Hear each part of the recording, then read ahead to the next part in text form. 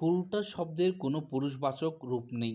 Doctor ডাক, এখানে doctor হচ্ছে কর্মকারক। হর্ষ, হর্ষ অর্থ হচ্ছে আনন্দ।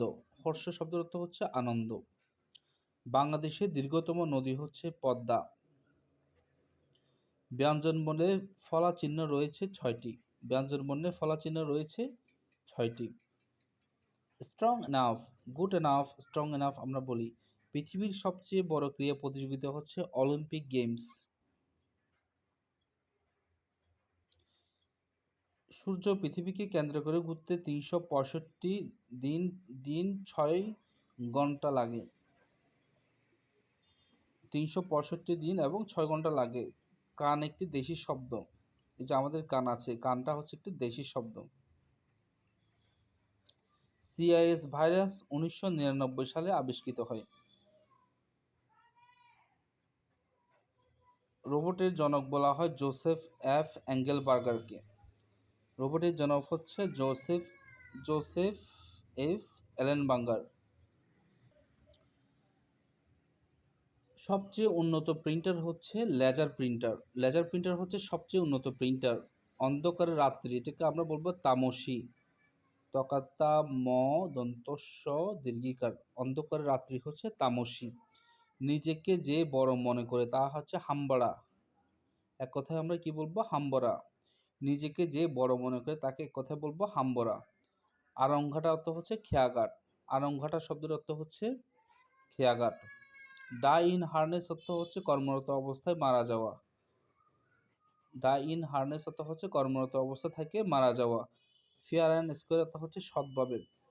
তাহলে আমরা সৎভাবে ইংরেজি ফ্রেজটা হচ্ছে fair and square. Fair and square হচ্ছে সৎভাবে। অফেন্ডেডের পর সাধারণত এগেইনস্ট বসে। স্টিক টু, কোনো কিছুর সাথে লেগে থাকলে স্টিক টু। অফেন্ডেডের পর এগেইনস্ট বসে। ফেয়ার অ্যান্ড স্কোয়ার মানে হচ্ছে সৎভাবে। ফেয়ার অ্যান্ড স্কোয়ার মানে হচ্ছে সৎভাবে। Offended, against, stick to. মনকষ্ট বানানটা যদি আমরা খেয়াল করি, ম দন্তন্য বিসর্গ কষ্ট। সুখে স্বাচ্ছন্দ্যে, এটা ইন কমফোর্ট অ্যান্ড হ্যাপিনেস। বিশ্ব পর্যটন দিবস হচ্ছে ২৭শে সেপ্টেম্বর। স্বাধীনতা স্তম্ভ, এটি হচ্ছে সোহরাওয়ার্দী উদ্যানে অবস্থিত। কাবুলিওয়ালা লিখেছেন রবীন্দ্রনাথ ঠাকুর। কাবুলিওয়ালা ভ্রমণ কাহিনীটি লিখেছেন রবীন্দ্রনাথ ঠাকুর। ইন্টারন্যাশনাল ফুটবল ফেডারেশন বা ফিফা সদর দফতর হচ্ছে জুরিক, সুইজারল্যান্ড। ট্রেসপ্যাসার মানে হচ্ছে অবৈধ অনুপ্রবেশকারী। TRES, ট্রেস, PASER, ট্রেসপ্যাসার অর্থ হচ্ছে অবৈধ অনুপ্রবেশকারী। বিজিত অর্থ হচ্ছে ফেল, ব্যর্থ। বিজয়ী অর্থ হচ্ছে পাস। তাহলে হচ্ছে বিজিত মানে হচ্ছে পরাজিত ব্যক্তি। রোদ হচ্ছে পানি হচ্ছে, এটি হচ্ছে পল্লী সাহিত্য ভিত্তিক গ্রন্থ। পল্লী সাহিত্য গ্রন্থ লিখেছেন ডক্টর মোহাম্মদ শহীদুল্লাহ। রোদ হচ্ছে বৃষ্টি হচ্ছে লিখেছেন ডক্টর মোহাম্মদ শহীদুল্লাহ।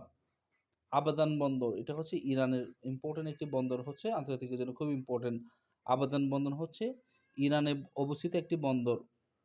পদ্মরাগ, এটি একটি উপন্যাস। হাউ লং মানে হচ্ছে কতক্ষণ। ইয়ার, উত্তরাধিকার, ইয়াররেস। আর ই ডাবল এস যোগ হবে। ইয়ারেস, ই ডাবল এস।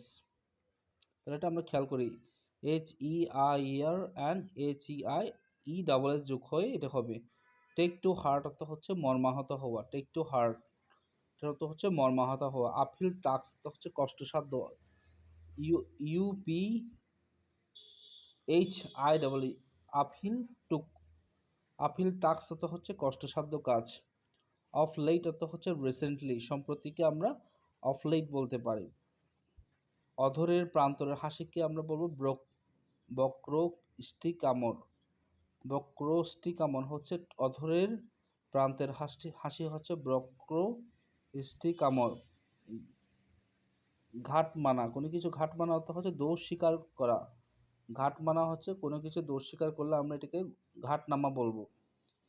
12-17, এটি হচ্ছে খুঁটিনাটি। 12 17 বাগধারা অর্থ হচ্ছে খুঁটি নাটি। অক্ষয় বট অর্থ হচ্ছে প্রাচীন ব্যক্তি। অক্ষয় বট অর্থ হচ্ছে প্রাচীন ব্যক্তি। টিকার ভাষ্য হচ্ছে দীর্ঘ আলোচনা। টিকার ভাষ্য অর্থ হচ্ছে দীর্ঘ আলোচনা। 12 17 অর্থ হচ্ছে খুঁটিনাটি। অক্ষয় বট অর্থ হচ্ছে প্রাচীন ব্যক্তি। টিকা ভাষ্য অর্থ হচ্ছে দীর্ঘ আলোচনা। ভাষার মৌলিক অংশ হচ্ছে 4টি। ষোলক এটা একটি স্বরভুক্তি। ষোলক এটি একটি স্বরভুক্তি। হায় হায় অব্যয় দ্বিরুক্তি। হায় হায় একটি অব্যয় দ্বিরুক্তি।